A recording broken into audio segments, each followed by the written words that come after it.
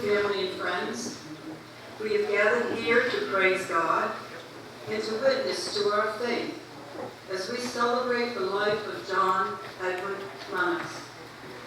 We come together in grief, acknowledging our human loss, but we also come in celebration of Jack's life as the beautiful child of God we have known him to be. May God grant us grace that in pain we may find comfort, in sorrow we will find hope, and in death, resurrection. I would ask you to stand as you're able.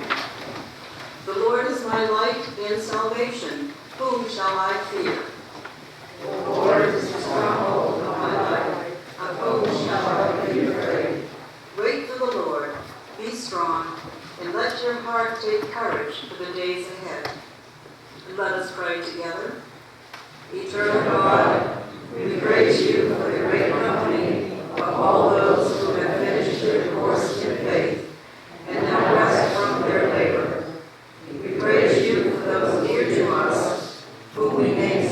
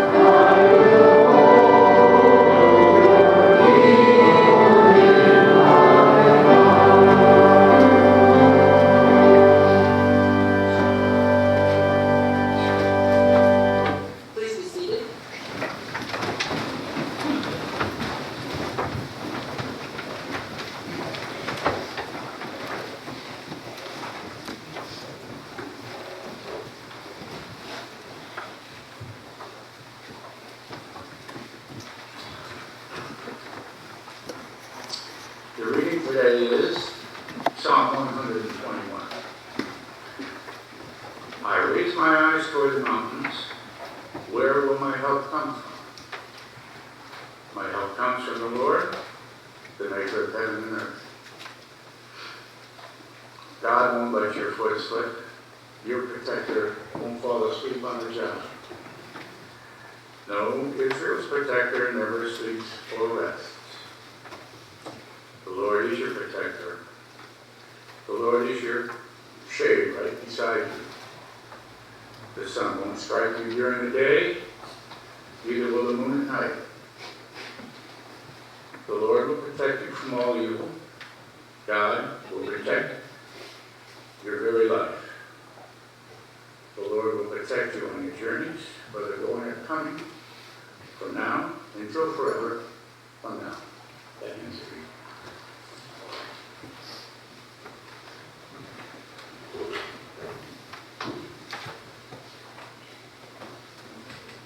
Our second reading today is called The Way, the Truth, the Light, and is taken from John 14, selected verses. Don't be troubled. Trust in God. Trust also in me. My Father's house has room to spare. If that were the case, would I have told you that I'm going to prepare a place for you? When I go to prepare a place for you, I will return and take you to be with me, so that where I am, you will be too. You know the way to the place I'm going. I won't leave you as orphans. I will come to you. Soon the world will no longer see me, but you will see me. Because I live, you will live too.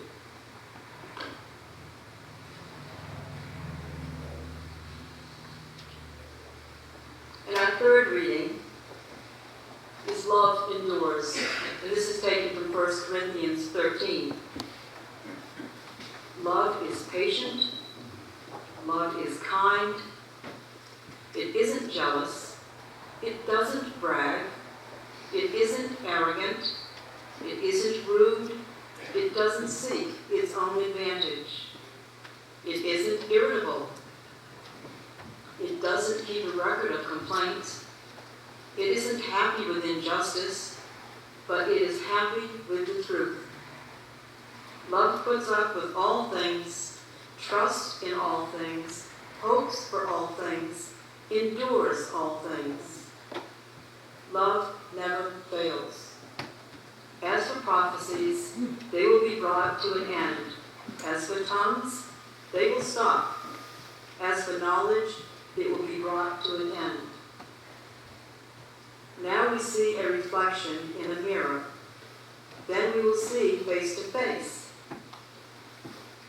Now I know partially, but then I will know completely, in the same way that I have been completely known. Now faith, hope, and love remain. These three things, and the greatest of these is love. And once again, we have a hymn. Number 143, On Eagle's Wings.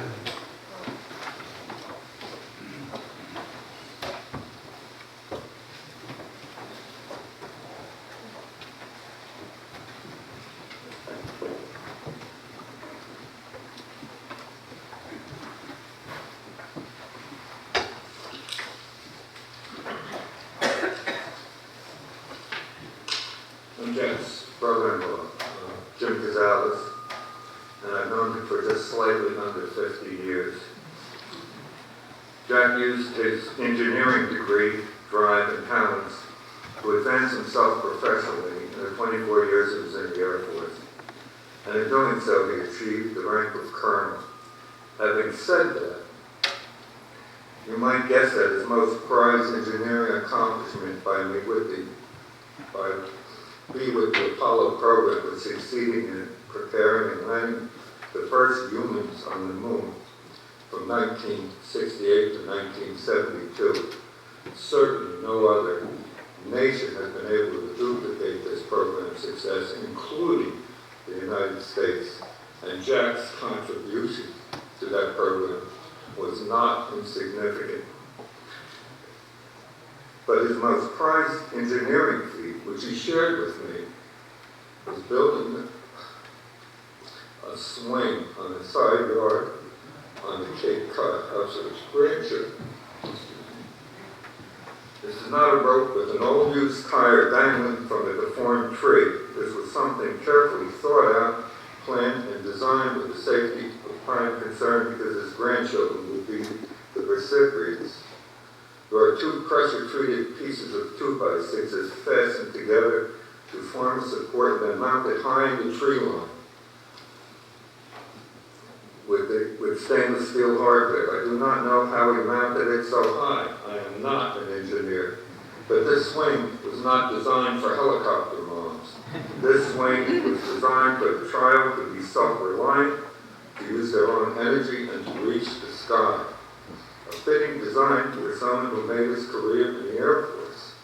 They would learn without realizing it that Jack was teaching them the science of Sir Isaac Newton. Perhaps one of them may follow Jack's footsteps and become an engineer, or perhaps even an Air Force pilot. Jack told me that soon after he built the swing, when his granddaughter Sasha came to visit, once she got out of the car and before coming into the house to say hello to Jack and Babe, Sasha went directly to the swing. At that point, Jack had a huge mission accomplished smile. Jack was never one to boast or use hyperbolic expressions. I guess that came from growing up in a small house on Sydney Avenue in Rutherford, New Jersey. The house was so small that Jack not only shared a bedroom with his brother Bob, but shared the same bed until Jack left to join the ROTC Air Force program. Jack was 22 years old. His brother Bob was 14. This bedroom also had a homemade desk consisting of a piece of plywood. And this piece of plywood would help produce not one, but two engineering degrees from Newark College of Engineering. Jack's sister, Kathy, my wife, her bedroom had no permanent door on it, creating much anxiety for her during her teenage years, particularly when Jack and Bob had their friends over. Yet from this modest house came a family full of love and giving, even when there was not much to give. One overlooked and nearly forgotten qualities of Jack was his desire and ability to give tours. If you were in his family visiting New Jersey, it was mandatory to ride by the Sydney Avenue house and hear a storied vignette brought to life by Jack, sometimes in the form of a parable.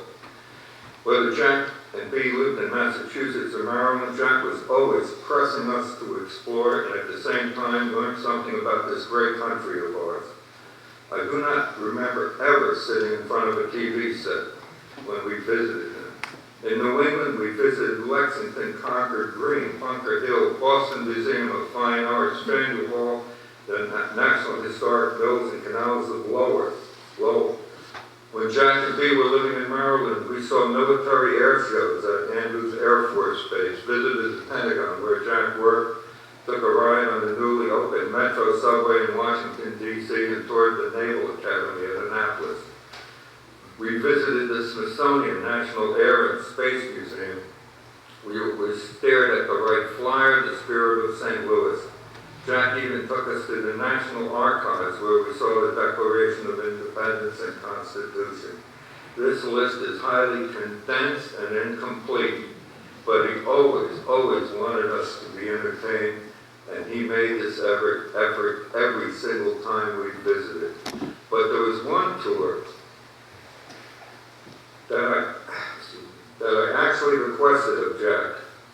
In 1982, the Vietnam Veterans Memorial was dedicated in Washington, D.C. Jack was aware I was a Vietnam veteran. Everything about the Vietnam War was and still is controversial. This memorial was no exception. At first, Jack and I had difficulty in finding the memorial because signage had not yet been installed and the memorial itself was sliced into the earth like an open wound, making it difficult for us to see from the road. Once we got to the memorial, Jack found a volunteer who had a thick telephone book-like directory that would provide coordinates for every name on that wall. I supplied the volunteer with a name. It was the name of a friend of mine who lived just a few houses away from me on the same street. We went through the same public school system. We were born the same year. He died in Vietnam the same year I was there. This still weighed on me, even in the 1980s. Jack sensed that. Jack took charge and found the panel where my friend was located. As I stood there trembling, looking at my friend's name etched in polished black granite, I noticed that not only my reflection, but Jack's reflection as well, standing right behind me. I could not have done this without Jack. But that's typical of the stories about Jack. He never realized how much he helped people, influenced others, and he never ever looked for credit. He's getting it today. Jack did not make all those trips to UMass Medical Center for treatment just to squeeze more life out of life. He made those trips so he could continue to give. Thank you.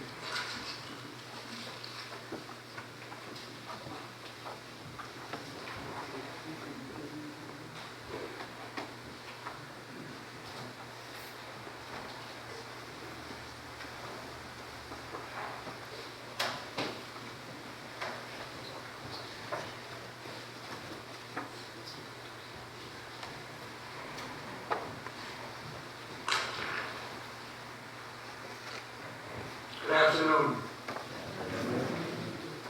My name is John Edrard.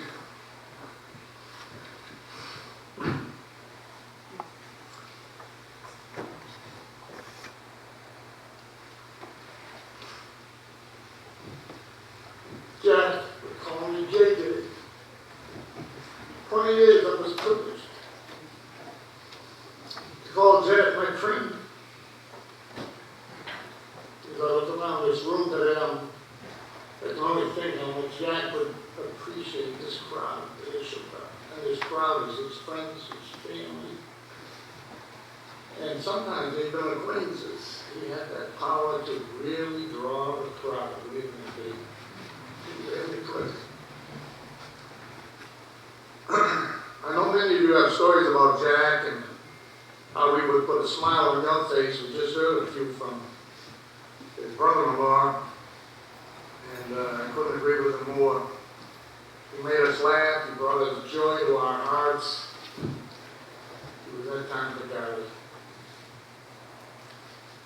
Some of you may know Jack had a small landscape business, and he had a couple of old guys like myself working with him, and he said we leaned on our rakes more than we used them. Sometimes he was right. Well, he showed me the ropes, how to become a landscaper, and I was in the Air Force with Jack for 20 years, and that was a tough job to have, but we got the job done. Over the years, I learned a great deal from Jack. I silently called him my mentor.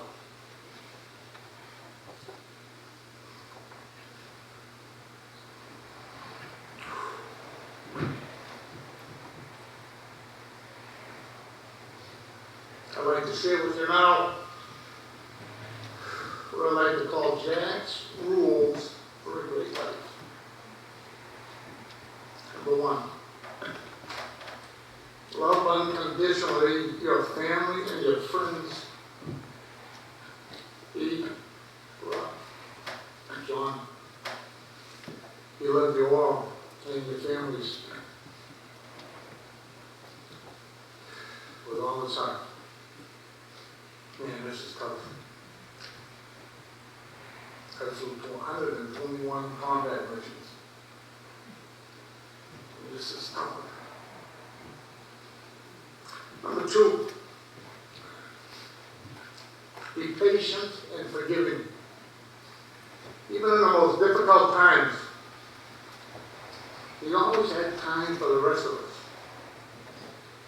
He listened to you. He helped you.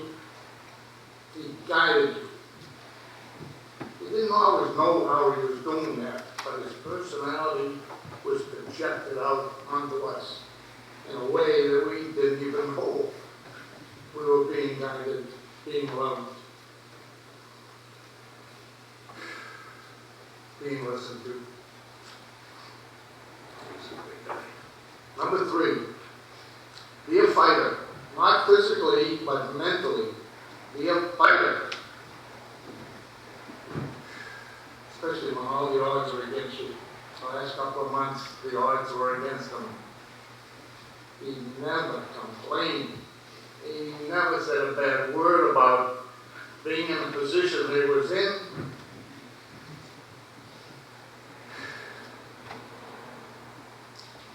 We all witnessed how hard he fought, right to the end. With grace and dignity. The number 4 rule that he always projected toward me was the belief that to be hopeful and know that your faith and belief in God will going to get you through the toughest moments of your life in the most gracious and loving way. He found strength in that tonight. I'm trying to find strength in his strength. The last rule was to have a strong commitment to your country. Uphold with honor and respect all that is great about our great country. As you had heard, he served over 24 years in the military. He retired, and what does he do? He served the community in which he lived. Many boards. He served this church with dignity and honor. He made Eastham his home again. Let us emulate Jack and the 5 rules that I just read to you, and it's going to make my life a lot easier. I hope it'll make yours. Love unconditionally, be patient and forgiving, be a fighter, show your strength to your children, to your wives, and the people around you. By osmosis, some of it might rub off on us. Be hopeful each and every day, and be positive. Honor and respect all that is good about us. Jack believed in duty, honor, country. He had a great life. He had a great wife. His great family. It's a blessing that you knew and you had him close to your heart your whole life. I'll miss him. Godspeed. Rest in peace. Thank you.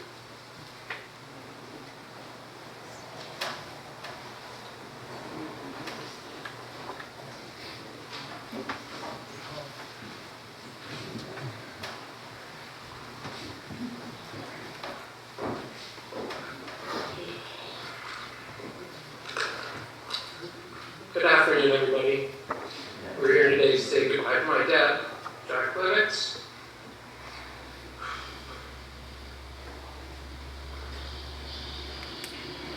I'm Jack's youngest son, Robin. Thank you all for being here today. Simply put, my father was perfect.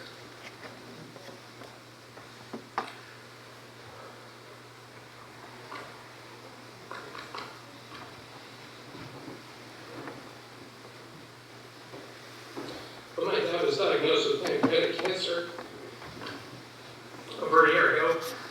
We knew this moment was coming, but we just didn't know how quick it would arrive. Today, I hope I can put into words some words just how amazing a man my dad was. He was my hero, and I'd like to share with you some memories and stories of the man who touched my life in so many ways. One of my earliest memories of my father was how he would rub my back when I was little, and I would wake up in the middle of the night crying. He would always do 5 circles and 5 paths. And many years later, when I was with my wife in the hospital, when we were having our daughter Abigail, she began to cry as all newborns do. And almost instinctually, I picked her up, 5 circles and 5 paths. That technique is work magic for Lennox kids. The love of soccer in our family started with my dad. He played as a kid, and he would share how they wore steel-toed cleats that were left over from the football team. Those cleats directly led to him breaking his arm, protecting himself from a steel-toed shot. He supported my love of the game in every way he could. He was my coach, my biggest fan, a chauffeur, etc., etc. He sent me to the best soccer camps over the summers and got me into playing club soccer before that was a trend. 1994, the World Cup was going on in the United States. My favorite player was the goalkeeper named Tony Miola. My dad cut out and hung up on our refrigerator a picture from the newspaper of Tony Miola diving through the air, punching a ball away. My dad put a simple note on that newspaper cutout. It read, "Rob Lennox, World Cup 1998. You didn't have any idea how that small gesture would affect me. I knew then that he would support me in anything I did in my life. As you all know, my dad was in the Air Force for over 2 decades. He retired as a colonel. He loved his country, he loved serving his country, and he was a true patriot. He worked hard to move up the ranks, and would always say he loved the challenges he was assigned over those many years of service. As a kid, I just thought he was the coolest. He looked like a superhero in his uniform, and I know my mom liked him in his uniform too. He would take my brother and I to amazing places like the Pentagon when he worked there, and to Mayport Naval Base to see the warships when we visited my grandmother in Florida. But the thing that I will miss the most about my dad's time in the service will be the stories of his Air Force adventures. He had hundreds of stories, and he loved sharing them. Some stories we heard many, many times, and some were brand new to us. You never knew what you were going to get.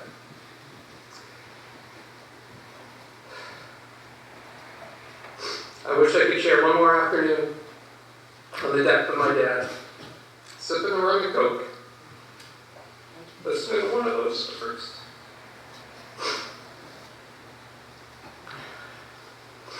My dad was one of the most laid-back, calm, easygoing men on the earth. Didn't raise his voice much, but when he did, he meant business. This is a great example of how laid-back my dad was. My father came home from work every evening right around the same time when my mom was putting dinner on the table. One evening he walked through the door, sat down at the table, we chatted, we ate, and when dinner was over, we started to clear our plates. He stands up and says, "Okay, I've got to go get the car." Now, we all looked around, wondering what that meant. So we finally asked, what happened to the car? So he had told us that the clutch had gone as he was coming off the highway. A friend happened to be exiting the highway and saw what was happening with my dad. Picked him up, drove him home, dropped him off. I was amazed how he was able to sit there, eat his meal, not mention or show frustration with what had happened with the car, even after a long day at work. He wasn't flustered in the slightest. No one was calmer under pressure than my dad. My dad loved his grandchildren. Man, did he love his grandchildren. He loved spending time with them, especially at the beach, taking walks, exploring, making sandcastles, digging, looking for driftwood, and swimming. He loved watching them play sports. You could always hear Grandpa from the sidelines with a shout of, "Go get him, Abby girl," or "That boy, Ethan." He always wanted to know how they were doing at school, particularly what they were working on in math. I've always asked them to show them what they were working on. My dad was always the engineer. He loved that Ethan loved trains just as much as he did.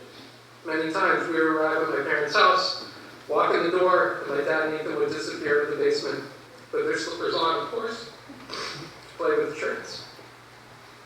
I'm so thankful that Sasha, Abby, Ethan were able to be with him, hold his hand, and tell him that he was the best grandpa, and to tell them how much they loved him before he passed away.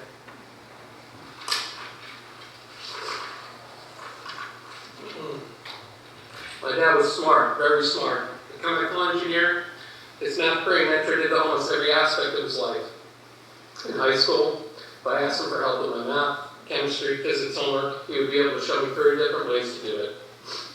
He was always excited to show me those many different ways, but all it did was confuse me more. I wish I had a quarter of his math brain. He loved to work in his yard, and although most wouldn't correlate yard work and gardening with math and engineering, my father did. Every project was carefully thought out, designed, and executed with drawings, measurements, leveling, and yes, math. You can see the precision in his projects by simply strolling in the yard. When the decision was made for my dad to come home from Mass General and into hospice, many caregivers told us this time would be a gift and a blessing. I didn't believe that at first. I thought we were simply bringing him home from the past. I was wrong this time. Together was a gift. It was a gift that lasted, unfortunately, less than a week. The conversations we had with my dad revealed to me what was most important, what were the most important things to him during his life, and the things that were important to him after he was gone. He spoke with pride numerous times about his house that he grew up in on Sydney Avenue. He spoke about the respect that he had for his mother and father, and how they were able to provide for him and his brother and sister. I believe he felt this home and his family shaped him into the man he was, which was an extraordinary man. He spoke about the love he had for his family, and his desire for us to always take care of each other. He expressed his love for the home he and my mom built here on the Cape, and to make sure that we continue to enjoy all it has to offer. Lastly, he spoke about wishing that there was more time, that the world was a beautiful place, and wishing he could bottle it up. Lastly, the biggest gift my father gave to me was showing me how to be a dad.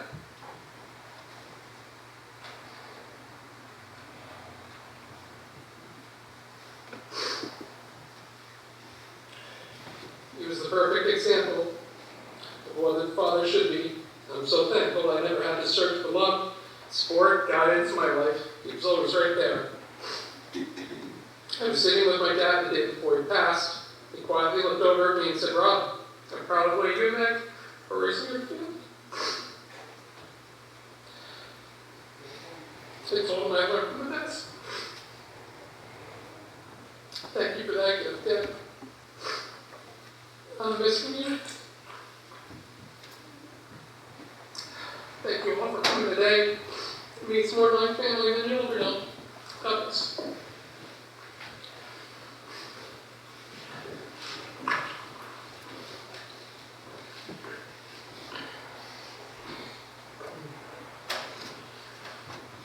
I am John Jr.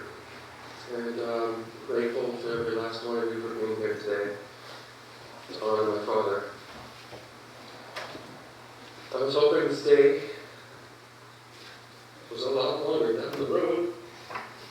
My dad had more time to enjoy the fruits of his labor. Sometimes life's fair and sometimes not. Imagine there was a reason he was taken so soon. You might understand it someday.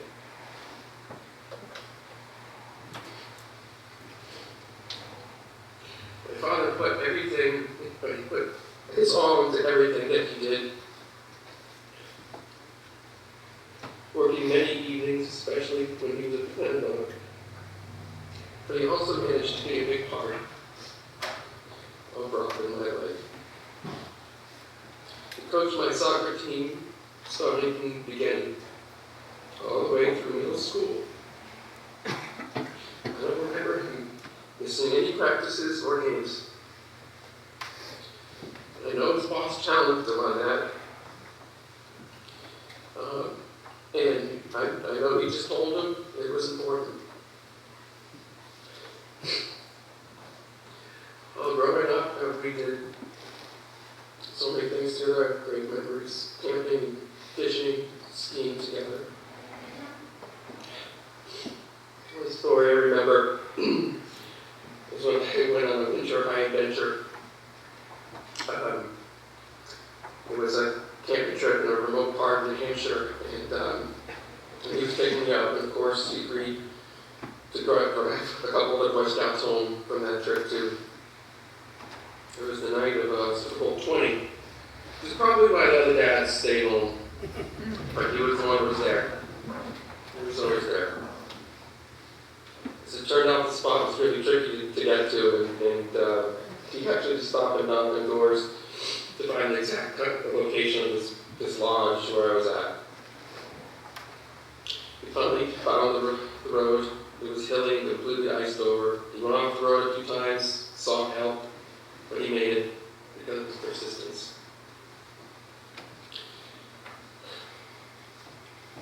My dad was just plain present in my life, and always teaching Rob and I the value of hard work when he could.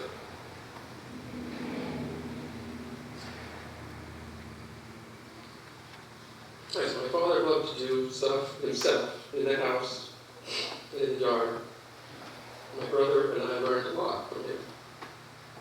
His emphasis was always a matter of doing it right the first time. Everything was meticulously planned, and what we built stood the test of time. I moved so much earth and stone in the backyard, building patios. I think that was my dad's favorite thing to build. Pool decks that were sturdy as a rock. Even leveling a spot for a basketball court.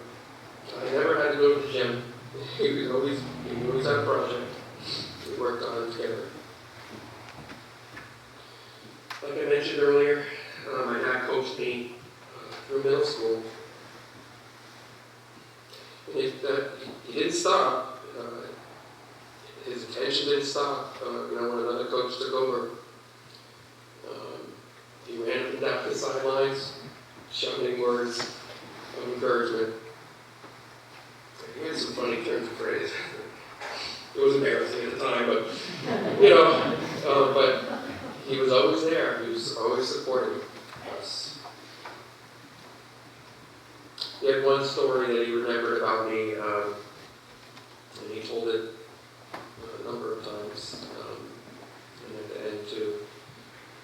When I chased off a player who had gotten through the last defender, he would always glow with pride as he described my race for one side of the field to catch that player.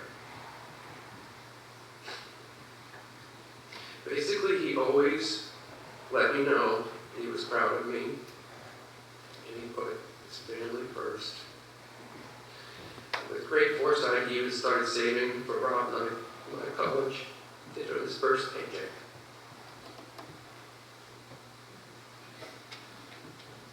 He always stood by me when my life was upside down. And he didn't judge me when I ended up in another mess.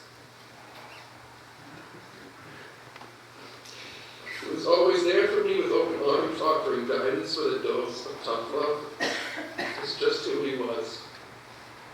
Accepting the family and others in all walks of life. Even when it was probably hard for him to do so. Or maybe not, since his mantra was first and foremost to be kind to everyone. That's probably why people gravitated to him. My father was also a good storyteller. He had good stories to tell from his time flying around the globe on his Orion DC-135 airplane, gathered intelligence or telemetry for the Apollo missions. And while he was on various radar sites that the military was building during the Cold War. One story from his days on the Orion airplane went something like this. One of 2 engines had failed, so they decided to climb to altitude to save fuel. But as they did so, crew member yelled up from the back that the tailfin had a crack, and they shouldn't descend. To make matters worse, they were, of course, over the ocean at the time, and I believe the closest island was Ascension. So, if you look that up, that's exactly right between the continent of Africa and South America. What a life. What an adventure he lived. Another story was at a radar site in Alaska. We were flying a green monster helicopter, I believe, through a canyon with cliffs on either side. And the canyon, he just said, no, the canyon just abruptly ended. So they had to do a U-turn. Barely made it. And most of his stories, a lot of new stories came out later in life. And he would tell them so casually when we gasped, while we listened.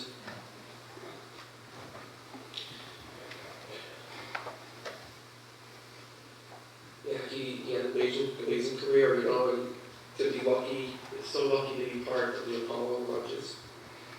It's a once in a lifetime event, and you got to live it.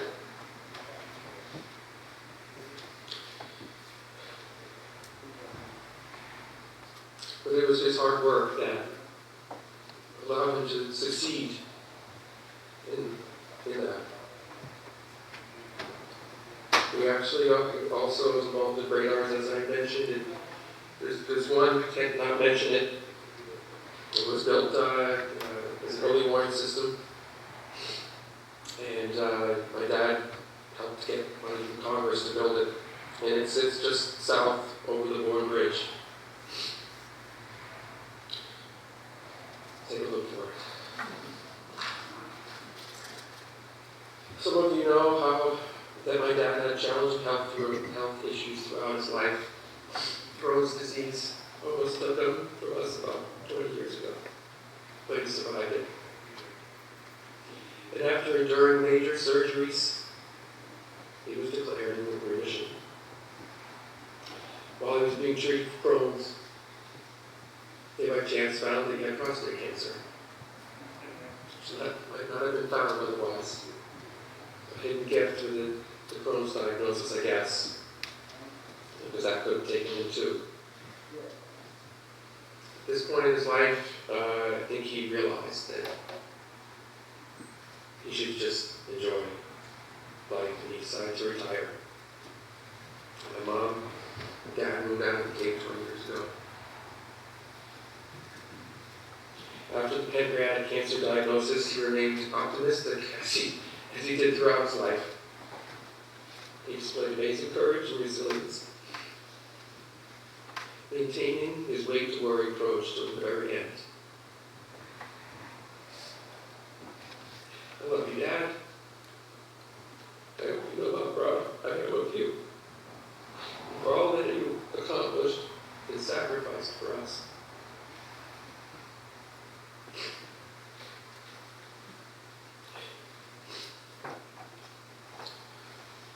Again, thank you all for coming. Honor my father. That's one of my good friends. My dad. His name is Alexi. And you'd like to come up, Alexi.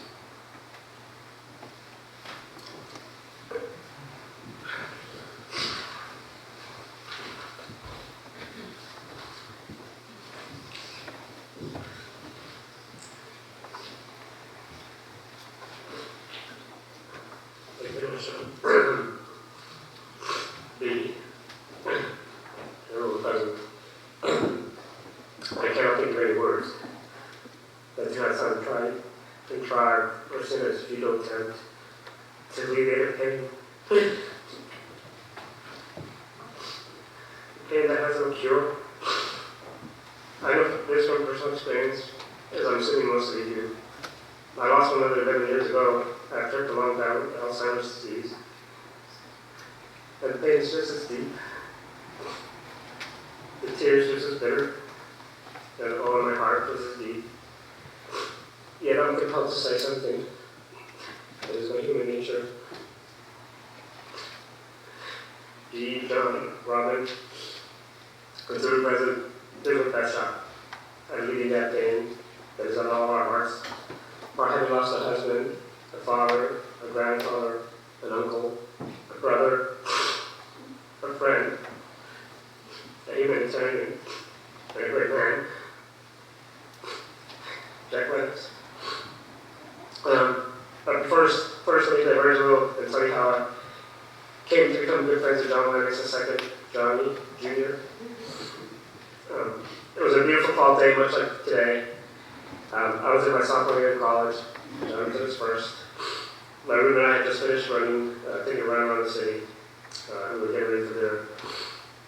And when John walked in, we introduced my roommate to each other and showed you that after we headed off to dinner. John and I have both described that event as insignificant and inconsequential. After all, you meet people every day. People come into your life and go. Yeah, here we are 3 years later. Still friends. Still here for each other.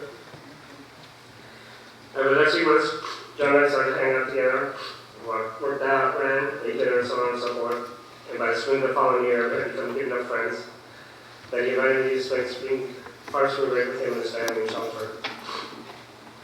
Jack picked us up on a Saturday, goes to Chelmsford, and that was when I met Mrs. Lennox and Robin for the first time. But not Jack. Jack and I had pregnancy date a few months ago, or prior to that, when Jack came into Boston to pick up John. John and I had eaten dinner together, and we were just in his room until his father showed up. Again, John introduced us. He said hello, shook hands, and John and Jack left. Again, another insignificant.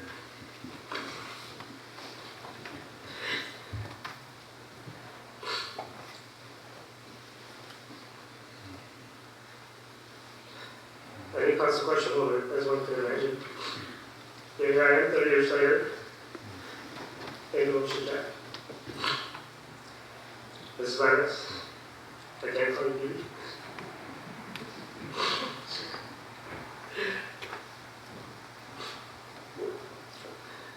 Everything that follows, and that I say is meant for you, as much as it is for Jack. I have just as many stories to share with you, as much respect for you as for Jack, and as much love as my force.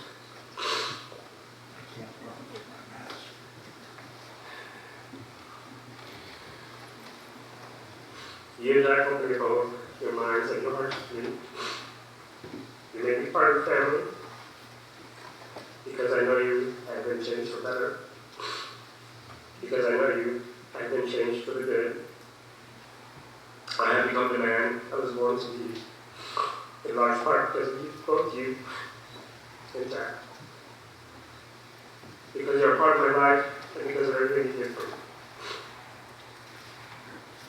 Jack opened his heart, his mind, his home, and his family to me. I have lots of stories, a few stories to share with you to help them all the help that Jack and Dee gave me.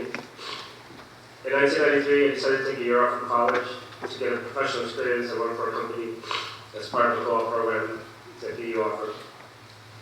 One of the companies I interviewed with was, and eventually worked for was Byway in Connecticut. I was too young to rent a car, so John offered to drive me to Connecticut, wait for me while I interviewed, and then return to Chelmsford. John had driven into Boston the night before, parked his car on the street, which I'll say was Robin's Camaro that he parked. As bad luck would have it, a driver father's truck had backed into the Camaro, causing some considerable damage, enough that it was not drivable. So John called his father. We were both in panic, but for distinct reasons. I called several rental companies, but none rented to anyone under 25 years of age. Jack took the day off from work, drove down to Boston, gave us the minivan, and somehow we managed to get the Camaro back to Chelmsford and back to work before lunchtime. After my interviews that day, I stayed with Lennox for a month while I interviewed with other companies, received a job offer, found a place to live, and eventually bought a car. An entire month of free room and board. At some point later in time, I offered Jack a new remuneration, and I was quickly shut down.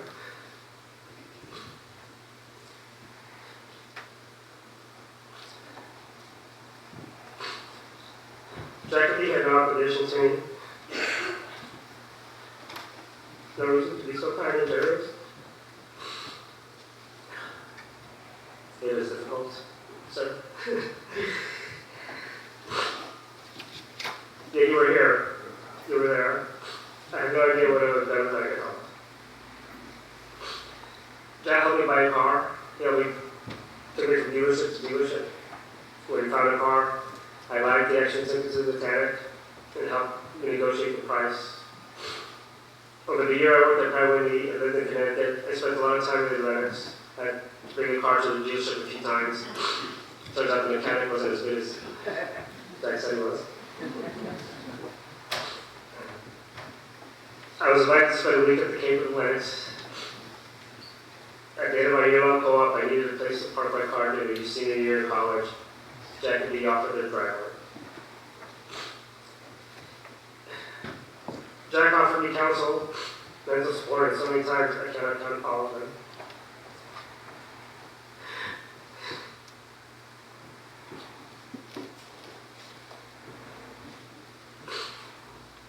He was there for me when my own father was not.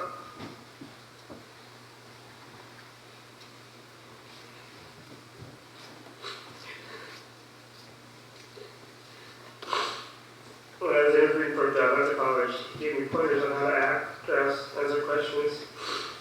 Dee and Jack attended my college graduation and got to spend time with my mother, along with one of my sisters and one of my third nieces. My own father had declined to attend. So a few years later, when I graduated from MIT, both Jack and Dee joined the celebration. They were able to connect with one another, and 9 other members of my family who joined us as well. My own father not being one of them, as he had once again declined to attend.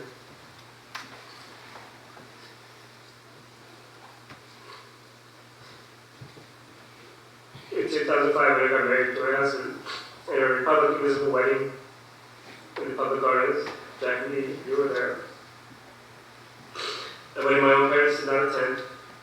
My mother was already too ill with Alzheimer's to travel, and she couldn't remember who I was anyways. And my father had disowned me by then.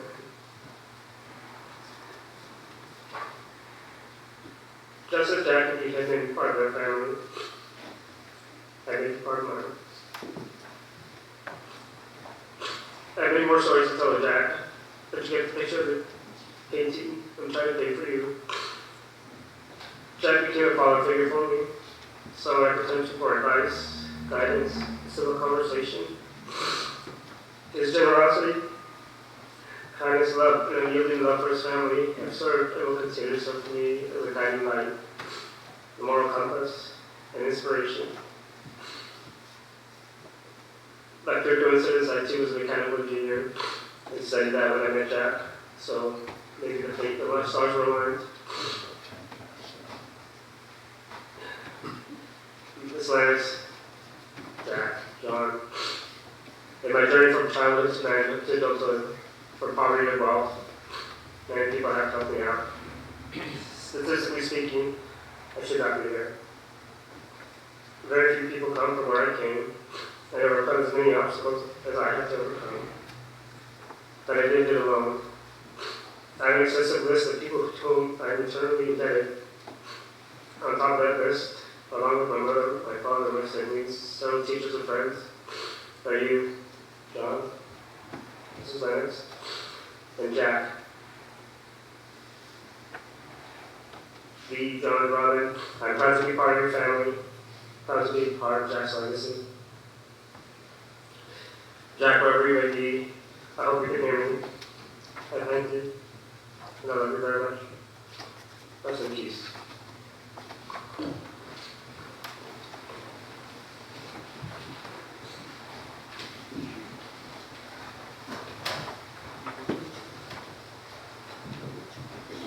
I seem to have gained a few extra masks.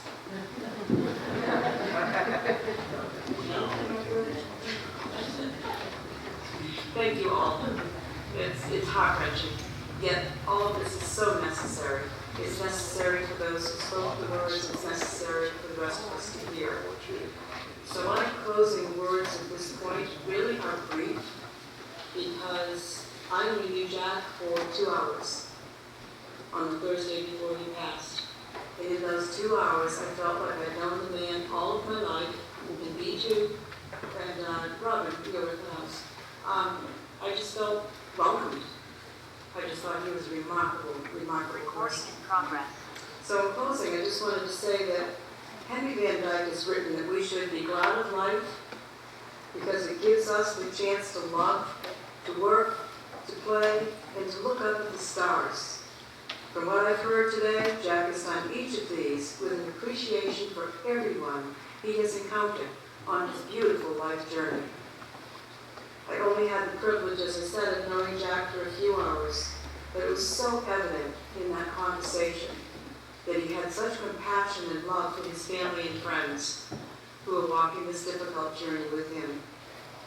And a quote from Helen Keller expresses it this way: "The best and most beautiful things in this world cannot be seen or even touched.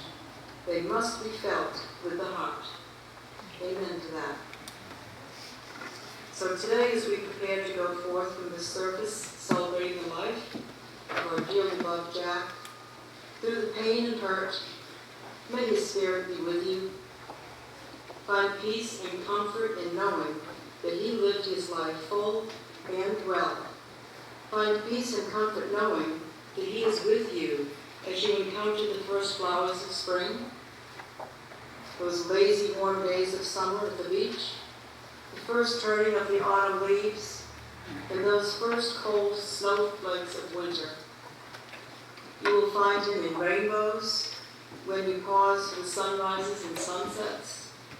He will always be with you as you experience all the ordinary activities of life, and he especially will be at your side during your difficult days. Remember him with your shared stories about how your lives mingled with his, and know that he is not gone. You're just apart for a little while. I trust that beyond absence, there is a presence, that beyond pain, there can be healing, that beyond brokenness, there can be wholeness, and that beyond disbelief, there may be understanding and peace. And always, always, there is love. As you are able, I would ask you to stand for us to sing Amazing Grace, page number 378.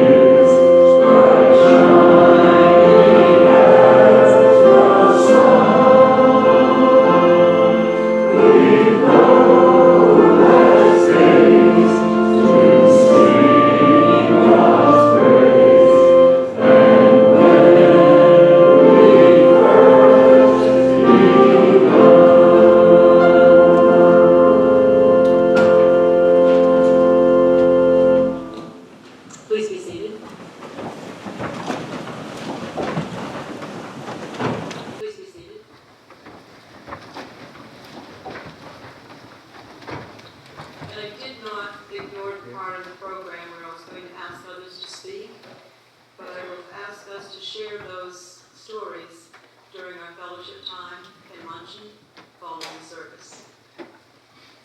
So if you would turn in your program to the 23rd Psalm, and we will read this together. The Lord is my shepherd, I shall not want. He maketh me to lie down in green pastures. He leadeth me beside still waters. He restoreth my soul. He leadeth me in the paths of righteousness for his name's sake. Yea, though I walk through the valley of the shadow of death, I will fear no evil, for thou art with me. Thy rod and thy staff, they comfort me. Thou preparest the table before me in the presence of my enemies. Thou anointest my head with oil. My cup runneth over.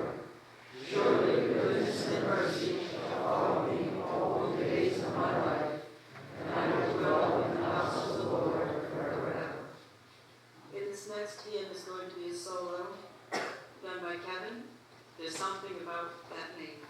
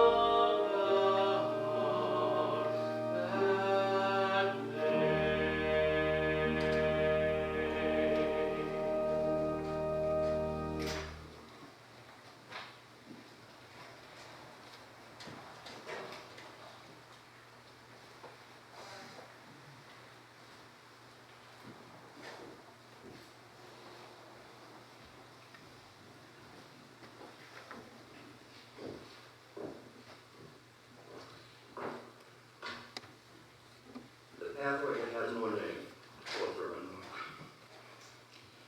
We follow a pathway that has no end as we travel through life day by day, together with those who are dear to our hearts and are there by our side, come what may. But sometimes a loved one must travel ahead for reasons that aren't always clear, and we're left behind to continue along, missing one who is no longer here. And while understanding that the pathway has stopped, it has merely rounded a bend, and our loved one goes on to a much brighter place, down a pathway that has no end.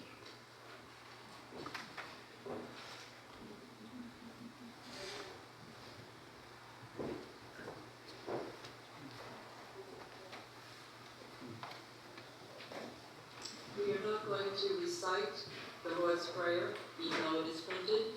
And once again, we are blessed with the heaven-sent voice of Kevin.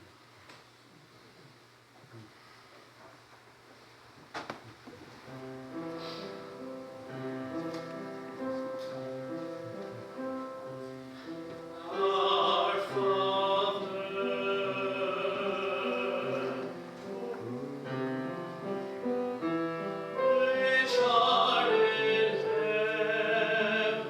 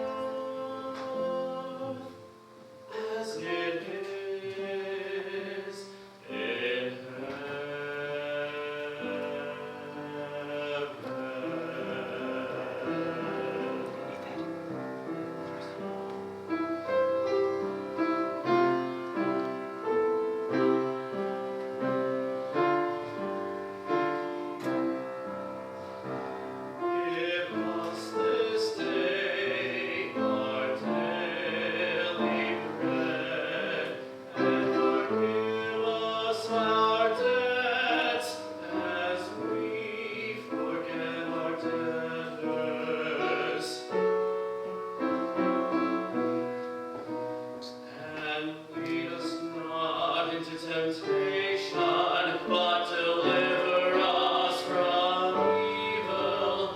For thine is the kingdom, and the power, and the glory, forever.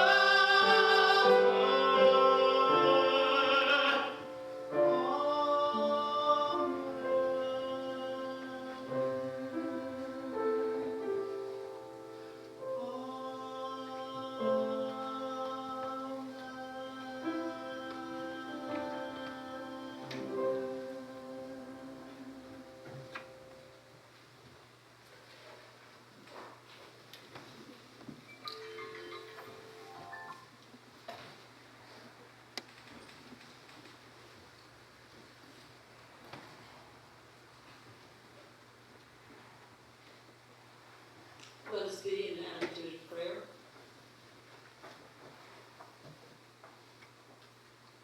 Blessed are they who live their lives in honor and in gentleness, who live courageous and upright lives, who live life in its fullness, do their part, and then at eventide retire to rest. Though pain be in the heart, let none grieve, for here a gentle, loving soul has cast his glow upon us, and like the glory of an autumn sun, has lit the world with kindness through every day, and at the close has gently sunk to rest. Rejoice for that which Jack has given us, the light we know and treasure within our hearts, that still shines beyond the distant peaks of this world's horizon, for life goes on, and the spirit knows no death. O God, to your servant, John Edrard Lennox, so affectionately known to us as Jack, give rest with all your saints, where sorrow and pain are no more, but only life everlasting. Into your hands we commend John Edrard Lennox. Before he was ours, he was yours. Receive him into the arms of your merciful love, into the blessed rest of everlasting peace, and into the company of all the saints in glory, for he now takes his rightful place. Amen.